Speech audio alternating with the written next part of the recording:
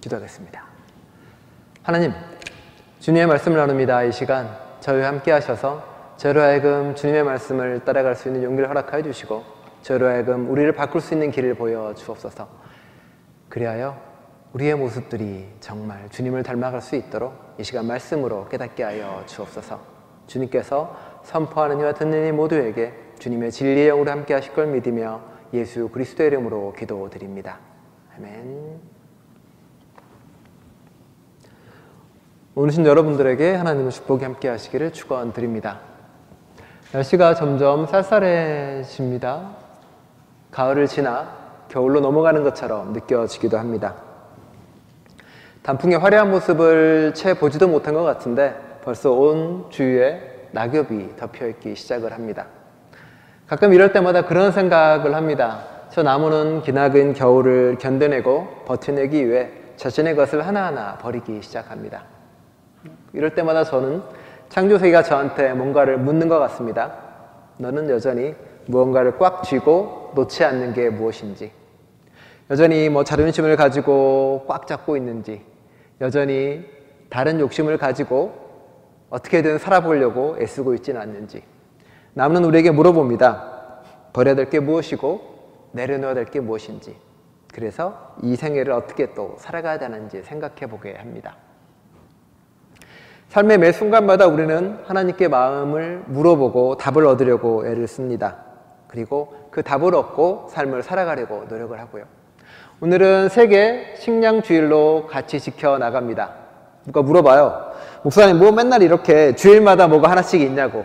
저번에는 추수감사주일, 그전에는 하고 다음 주에는 종교개혁주일, 그 다음에는 세계 성인들의 주일, 그 다음에는 그리스도의 다스림의 주일, 그 다음에는 대림절. 목사님 너 많아요 라고 이야기하기도 합니다. 왜 그렇게 뭐가 많을고 복잡할까요? 오렌지 셔츠 데이네, 레드 드레스 데이네. 왜 그렇게 많은 걸까요? 사실 그것은 하나님의 목소리를 좀 더 잘 듣기 위해서이기도 합니다. 세상에는 수없이 많은 잡음들과 세상의 노랫소리로 넘쳐나고 있습니다. 그리고 우리는 그것들 중에서 하나님의 목소리를 조금이라도 들으려고 애를 씁니다. 우리가 수요일마다 예레미야서를 읽어나가고 있는데 예레미야가 자신의 목소리를 선포하던 시대는 어떤 시대였을까요? 예레미야를 제외한 수없이 많은 예언자들은 세상이 잘 될 거라고 예언했습니다. 세상은 행복할 거야. 세상은 이제 부로 가득 찰 수 있을 거야. 우리도 강대국처럼 될 거야. 예레미야의 목소리는 너무 작고 작아서 들리지 않았습니다. 남유다가 멸망하고 나서야 비로소 사람들은 예레미야가 무슨 얘기를 했는지 그 포로기의 고통 가운데 찾아보기 시작을 했습니다. 비로소 그때서야 예레미야의 목소리가 자신들의 귀에 들리기 시작한 거겠죠. 우리는 특별히 교회력을 지키면서도 그 절기 하나하나를 지키면서도 하나님의 주파수에 초점을 맞추려고 노력을 합니다. 성서는 하나님의 목소리가 우레처럼 크게 들리지 않는다고 말합니다. 강한 바람이나 물소리처럼 들리지 않는다고요. 하나님의 목소리는 골방에 들어가서 아무것도 들리지 않는 곳에서 가만히 있어야만이 그곳에서조차도 미세하게 들려온다고 말합니다. 세상의 잡음 속에서 하나님의 목소리를 찾기는 쉽지 않은 겁니다. 그래서 우리는 늘 하나님과 주파수를 맞추려고 노력을 합니다. 창조절기를 이야기하며 이 창조세계 속에서 하나님의 뭐라고 이야기하는지 들으려고 애를 씁니다. 거기에 주파수를 맞춥니다. 오렌지 셔츠 데이를 하면서 우리는 또 주파수를 맞춥니다. 하나님의 선주민에 대해, 원주민에 대해 우리에게 도대체 무엇을 하라고 이야기하는지 맞춰봅니다. 환경의 주일날 이야기합니다. 하나님의 환경에 대해서 뭐라고 이야기하는지 어떻게든 들어보려고 애를 쓰려고 노력합니다. 종교개혁 주일에 우리는 또 듣습니다. 하나님의 종교개혁가들에게 어떤 깨달음을 주셨는지 우리는 그걸 들으려고 애를 쓰고 노력합니다. 그래서 우리는 특별히 주일 하나하나 가운데 최대한 하나님의 목소리를 들으려고 노력하고 애쓰고 힘을 씁니다. 그래야 우리는 조금이라도 하나님을 닮아가려고 애쓰기 때문에 그렇습니다. 하나님을 그저 알고 싶은 사람은 필요 없습니다. 나 하나님 알아. 그런 사람은 신앙인이 아닙니다. 우리는 믿고 따라가고 닮아가려고 합니다. 그게 신앙인인 거죠. 듣고 맞는 말이야라고 하려고 하는 게 아닙니다. 믿음의 횟수를 더할수록 내 모습이 달라져야 우리는 그리스도인이고 우리는 비로소 신앙인이라고 이야기할 수 있는 거겠죠. 오늘 우리는 세계 식량주일 또 다른 곳에 귀를 기울이고 들으려고 합니다. 바로 굶주리고 배고프고 힘든 사람의 목소리에 조금이라도 귀를 기울이려고 합니다. 세상에는 수없이 많은 목소리가 들려옵니다. 아, 나는 괜찮아라고 이야기하는 목소리가 들려오고요. 나는 괜찮으니까 사실 배고픈 사람이 있는 것처럼 보이지도 않습니다. 하지만 세상은 정말로 그런 걸까요? 굶주린 사람은 더 이상 없고 모두가 배부른 사람처럼 들려오는 걸까요?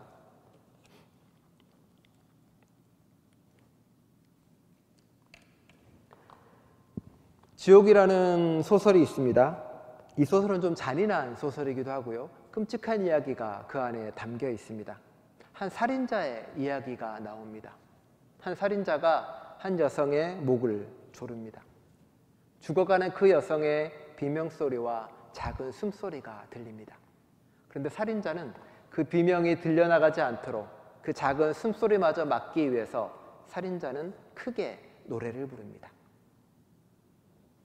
그 숙소, 원래 여관에서 벌어진 일인데 그 호텔 이방 저방에는 그 살인자의 노랫소리가 퍼져나갑니다. 그 노랫소리에 묻혀서 죽어가는 그 여성의 목소리와 숨소리는 들리지 않습니다. 주위 사람들은 그렇겠죠. 아, 누군가 시끄럽게 노래를 부르고 있구나 라고요. 그 노랫소리에 정신이 팔린 사람은 죽어가는 그 여성의 숨소리와 그 비명에 듣지 못합니다. 그저 그 노랫소리에 빠져 있는 거겠죠. 하지만 누군가가 그 노랫소리에 좀 더 신경을 쓰고 그리고 누군가 비명이 그곳에 섞여 있다는 걸 안다면, 누군가의 숨소리가 멈춰가고 있다는 것을 깨닫는다면 아마도 문을 박차고 들어가 그 살인자의 손을 멈추고 그 여성을 구할 수 있었겠죠. 그리고 그 여성은 좀 더 찬란한 삶을 이어나갈 수 있었겠죠. 세상은 그렇습니다. 세상은 평화의 노래를 스스로 부릅니다. 잘 될 거야 라고, 행복할 거야 라고 이야기합니다. 또 세상의 모든 세상을 가만히 둘러보면, 유튜브나 SNS를 보면 온통 다 맛집에 요리에 넘쳐납니다. 무엇을 먹을까 고민하는 사람들로, 어떻게 하면 더 맛있는 걸 먹을까 고민하는 그 노랫소리로 넘쳐나고 있습니다. 그리고 사람들은 잊어버립니다.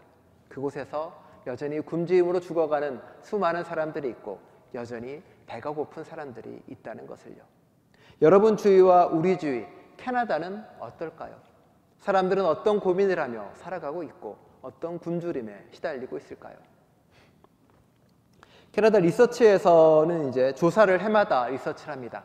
그리고 그 식량 안정성 조사를 합니다. 그리고 식량 안정성 조사에 나오는 질문들이 있습니다. 그 질문들을 살펴보는 것만으로도 사실 우리는 이웃의 아픔에 조금이라도 다가갈 수 있습니다. 18개의 질문이 있는데 그 중에 이제 통계적인 질문을 빼면 이런 질문들입니다. 지난 12개월 동안 음식이 떨어질까 걱정된 적이 있었다. 돈이 부족해서 사온 음식이 오래 버티지 못한 적이 있었다. 균형 잡힌 식사를 감당할 수 없었던 때가 있었다. 돈이 부족해 끼니의 질을 낮춘 적이 있었다. 돈이 부족해 끼니를 줄이거나 거른 적이 있었다. 돈이 부족해 배고팠지만 먹지 못한 적이 있었다. 돈이 부족해 체중이 줄었다고 느낀 적이 있었다. 돈이 부족해 하루 종일 아무것도 못 먹은 날이 있었다. 아이들에게 저렴한 음식에 의존해야 했던 적이 있었다. 아이들에게 균형 잡힌 식사 제공이 어려웠던 적이 있었다. 아이들에게 돈이 부족해 충분히 먹이지 못한 적이 있었다. 아이들에게 돈이 부족해 끼니를 줄이거나 거른 적이 있었다. 아이들이 돈이 부족해 배고파했다는 사실을 알게 된 적이 있었다. 아이들에게 돈이 부족해 하루 종일 아무것도 못 먹인 날이 있었다. 12개월 동안에 있었던 일입니다. 그리고 아마 여기 계신 분들 중에 많은 분들은 삶 속에서 이런 것을 경험해 본 분도 있었을 것이고요. 전쟁을 겪으면서 한 적도 있을 것이고, 그리고 캐나다 이민 와서 어려웠던 시절에 겪었던 적도 있을 것입니다. 물론 저도 있습니다. 저도 푸드뱅크에 의존해서 살았던 적이 있고, 열심히 돈을 벌지만 충분하지 못해서 그랬던 적도 있고요. 우리는 모두 그런 경험을 사실은 가지고 있습니다. 그러하기에 더 많이 누군가를 이해할 수 있겠죠. 캐나다에는 여기에 답은 세 가지입니다. 하나는 전혀 그런 적 없다, 가끔 있다, 자주 그렇다. 여기에 관해서 통계를 냈습니다. 캐나다에서는 도대체 몇 프로의 사람들이 이 빈곤의 끼니에 걱정하고 있을까요? 통계 수치입니다. 그리고 자주 있었던 사람들의 수치가 점점 늘어나고 있습니다. 식량 생산량은 점점점 늘어나는데 굶주리는 사람의 숫자도 비례해서 늘어나고 있습니다. 2023년에 20%가 넘어갔고요. 주별로 나눠주는 통계입니다. 보라색이 제일 심각하고 오렌지색이 제일 낮고요. 제일 낮은 거는 이제 옐로우입니다. 온타리오주 우리가 살고 있는 곳에는 26%의 사람들이 종종 자주 자신의 끼니를 걱정하고 아이들에게 제대로 된 음식을 주지 못합니다. 가장 심한 곳은 어디일까요? 원주민들이 사는 땅입니다. 원주민들이 사는 땅에는 58%의 사람들이 굶주리고 있고 여전히 끼니를 걱정하고 있습니다. 사람들은 종종 그런 오해를 합니다. 굶주림은 개인의 책임이야. 그가 열심히 일하지 않아서 그래라고요. 아니요, 그렇지 않습니다. 굶주림은 개인의 책임이 아니라 사회의 책임입니다. 사회가 제대로 된 일자리와 제대로 된 음식을 제공하지 않기 때문에 벌어진 일들이죠. 연령별 답변입니다. 희한하게도 65세 이상이 되시는 분들 중에서는 12%만이 굶주립니다. 나머지는 더 많이 높습니다. 왜 그럴까요? 아마 이제 정부에서 보조해주고 주는 금액 때문에 끼니를 해결할 수 있는 거고 복지가 좀 되니까 그러겠죠. 하지만 18세 이하에는 30%가 힘들고 어렵다라고 통계를 내고 있습니다. 수가 점점 늘어나는 10개의 주에 관련돼서 약 200만 명의 247만 4천 명의 사람들이 끼니를 걱정하고 굶주리고 있다고 말합니다. 그 숫자는 세계적으로도 점점 늘어나고 있고요. 그리고 더 심한 곳은 바로 가자입니다. 가자에서는 80%가 넘는 사람들이 세계 식량기구가 생각할 때는 절대적인 굶주림에 있다라고 이야기하고 있습니다. 우리보다 훨씬 많은 사람들이 굶주리고 있고 배고프고 있는 게 오늘날의 현실이라고 말합니다. 우리는 세상의 노래에 갇혀서 누군가의 아픔과 소리를 여전히 듣지 못하고 있는 거 아닌가라는 생각을 해봅니다. 예수님은 이 땅에 오셔서 먹보의 술꾼이라는 별명이 붙었습니다. 오늘 보시면 금욕하던 요한은 금욕한다고 손가락질 당하고 예수님은 잘 먹는다고 손가락질 당했습니다. 예수님은 그 손길을 당하더라도 누군가와 음식을 나눠 먹기를 멈추지 않으셨습니다. 심지어 본인 자신도 구유에서 태어나고 성마천을 베풀며 내가 여러분의 음식과 밥이라고 이야기까지 하셨습니다. 예수님은 이 땅에 오셔서 누군가를 먹이려고 애를 썼습니다. 오병이의 기적을 베푼 까닭은 무엇입니까? 제자들이 다 돌려보내서라고 이야기할 때 예수님은 그들의 굶주림을 먹이고 채우신 분입니다. 배부른 사람들은 예수님이 주시는 음식이나 밥을 영적인 밥이고 영적인 무언가라고 해석을 합니다. 하지만 예수님이 그 땅에서 진짜 베푼 것은 정말로 배고프고 힘든 사람에게 밥을 주고 빵을 주고 몸을 살렸던 기억이십니다. 구약은 어떨까요? 구약이 오늘 말씀은 뭐라고 말씀하십니까? 돈 내지 말고 와서 빵을 먹고 밥을 먹으라고 이야기합니다. 하나님께서는 사람들에게 여러 가지 명령과 여러 가지 언약을 세우십니다. 365개는 그 많은 언약이고요. 248개는 무언가를 하라는 명령입니다. 그 중에 첫 번째는 생육하고 번성하는 것이었고요. 생육하고 번성하기 위해 예수님이 하나님이 처음에 한 것은 뭔가요? 동산을 만들고 거기에 있는 풀을 마음껏 먹으라입니다. 고기는 한참 뒤입니다. 고기는 노아 홍수 이후고요. 그리고 사람들은 이제 하나님에 의해서 먹이심을 받는 존재가 됩니다. 딱 하나를 금하죠. 선악과는 먹지 마라. 사람들의 욕심은 그런데 끝이 없습니다. 자기가 누리고 먹을 수 있는 99개의 수많은 풀들보다 자기가 먹지 못한 그 하나의 욕심을 냅니다. 자기가 가지지 못한 것, 자기가 누리지 못한 것을 가지려는 그 마음이 바로 죄악이 되고 그 마음이 바로 세상을 더 파탄으로 이끌어가는 거겠죠. 우리도 그렇습니다. 먹고 마시고 누리는 수많은 것이 우리 안에 있는데 우리는 더 맛있는 것, 더 좋은 것, 더 많은 걸 가지려고 하다 보니 죽어가는 누군가를 외면하고 눈을 감고 살아가는 것이겠죠. 예수님이 우리를 먹이신 것처럼 우리도 누군가를 먹이는 존재가 되어야만 됩니다. 영적으로 먹여요. 그것도 맞는 말입니다. 보살펴서 그 이전에 우리는 굶주리는 누군가를 먹이고 그리고 나눠야 될 책임이 있습니다. 오늘 누가복음의 말씀은 그 얘기를 그대로 하고 있죠. 너는 먹여야 되는 사람들이다. 때에 맞춰서요. 누가복음의 이 사건 앞에는 여러 가지 전이해가 들어가 있습니다. 누가복음 12장에 예수님이 한 부자의 비유를 이야기해 줍니다. 어떤 부자가 농사를 지어서 곡식이 많이 생겼습니다. 그럼 부자는 무슨 고민을 할까요? 그래, 창고를 더 지어야겠다.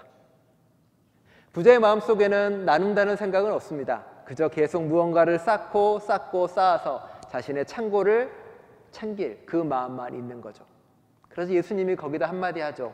그 사람은 예수님이 혹은 하나님이 그 다음날 자신의 목숨을 거두는 것조차 깨닫지 못하는 사람이다라고, 얼마나 어리석냐라고 이야기합니다. 우리는 어떤가요? 우리는 신앙 고백 그렇게 합니다. 우리는 예수님이, 하나님이 이 땅에 오실 거라고 믿습니다라고 이야기합니다. 근데 사실은 믿지 않습니다. 속으로 그렇게 생각을 하죠. 안 오실 거야. 그러니 나는 내가 누릴 거 마음껏 누리고 살아야지. 비유처럼 잔치도 하고 누구 괴롭히기도 하고 그렇게 살 거야 라고 생각을 합니다. 우리는 그 부자처럼 삶을 살아갑니다. 나누고 섬기기보다는 내 걸 쌓고 가지는데 익숙한 삶을 살아가고 있는 거죠. 그런 제자들에게 예수님이 다시 한번 말하고 있는 겁니다. 나눠라. 너는 맡은 재산을 맡아보도록 맡은 사람들이고 너는 나눠줘야 될 사람들이다. 누가 자기 종들을 세워서 때에 맞춰 나눠주려고 너희들 해놨으니까 그런 삶을 살라고 번번이 이야기하고 말씀하고 계십니다. 그리고 저 뒤에는 더 험한 말도 하십니다. 몰라서 안 해도 매를 맞는 거고, 알면 더 매를 맞아야 되고, 그리고 더 많이 가지면 더 많은 매를 맞을 것이다라고 이야기를 합니다. 매를 안 맞으려면 하나님한테 갈 때는 아무것도 없는 빈손으로 가야 되겠죠. 자식 물려주라는 이야기가 아닙니다. 나누고 섬기고 아무것도 없이 주님 앞에 가는 게 맞는 말이라고 이야기하는 거죠. 예수님은 우리를 그렇게 부르신 존재입니다. 나눠주고 먹이라고요. 내 불안, 내 두려움에 살아가는 사람들에게 복음서에는 또 한마디 이야기합니다. 불안해서 어떻게 나눠요? 나도 앞으로 살아야 되는데. 불안해서 어떻게 나눠요? 내 앞에 손에 가진 게 있어야 되는데. 그런 거에게 예수님이 하신 비유는 뭡니까? 들의 백합화와 공중나는 새를 이야기했습니다. 그럼 속으로 그렇게 생각하죠. 나는 백합화도 아니고 새도 아닌데 그것만으로 어떻게 알겠냐고. 쉬운 방법이 있습니다. 들의 새는 자신이 먹는 그 작은 음식에도 만족하고 감사할 줄 압니다. 우리도 그렇게 바뀌면 되죠. 그저 작게 먹는 그 무언가에 감사할 줄 알면 되고, 조금 먹는 그 무언가에 행복할 줄 아는 법을 배우면 됩니다. 백합화처럼 한 벌의 옷에 기뻐할 수 있는 마음을 가지고 한 벌의 옷으로도 평생을 살아갈 수 있는 신앙을 가지면 되게 되겠죠. 그러면 아무런 문제가 없습니다. 그 감사하는 마음을 가지고 나누고 섬길 때 우리는 비로소 이 땅에서 맡은 하나님의 일을 다 할 수 있을 겁니다. 보통 이런 말은 아멘 잘 안 해요, 사람들이. 그렇죠? 우리는 하나님의 것을 맡아서 나눠주는 사람들입니다. 그리고 그걸 다 나눠주게 될 때 우리는 비로소 하나님 앞에 구원받는 존재라고 고백할 수 있을 겁니다. 하나님은 우리에게 그 약속을 해주신 겁니다. 불안하고 두려워하지 말고 지금 배고프고 굶주린 사람을 먹이라고. 그게 우리가 이 땅에서 하나님의 부르심을 받은 이유이기도 합니다. 힘들고 어렵더라도 조금이라도 나누는 삶을 살아가는 저와 여러분 될 수 있기를 간절히 축원드립니다. 기도하겠습니다. 하나님, 우리는 여전히 세상의 비명을 잘 듣지 못하는 것 같습니다. 우리는 여전히 누군가 쓰러지는 사람의 모습을 잘 보지 못하는 것 같습니다. 여전히 내가 가지고 싶은 것과 내가 누리는 것과 내 앞의 것을 바라보다 보니 우리는 어느덧 내 것만 아는 사람이 돼버리고 말았습니다. 우리는 하나님을 안다고 고백하고 하나님을 믿는다고 고백하지만 정작 하나님이 하라고 하는 것은, 예수님이 하라고 하는 것은 하나도 하고 있지 않는 것 같습니다. 그저 내가 아니까 그걸로 끝난 것처럼 느껴지는지도 모르겠습니다. 내가 가지고 누리는 모든 것들이 나를 묶는 쇠사슬로 깨닫게 알게 하여 주옵소서. 내가 가지고 있는 그 많은 것들이 내 것이 아님을 온전히 알게 하여 주옵소서. 그래서 부디 내 삶은 나누고 섬기고, 그리고 하나님 앞에 나섰을 때 하나님이 주신 거 다 나누고 왔습니다. 내 시간, 내 물질, 내 정성, 내 목숨, 내 숨, 그렇게 왔습니다라고 하나님 앞에 당당히 말할 수 있도록 좀 더 나눠서 생명을 살리는 저희가 되겠습니다. 부디 주님께서 그 길에 함께하여 주옵소서. 예수 그리스도의 이름으로 기도드립니다. 아멘.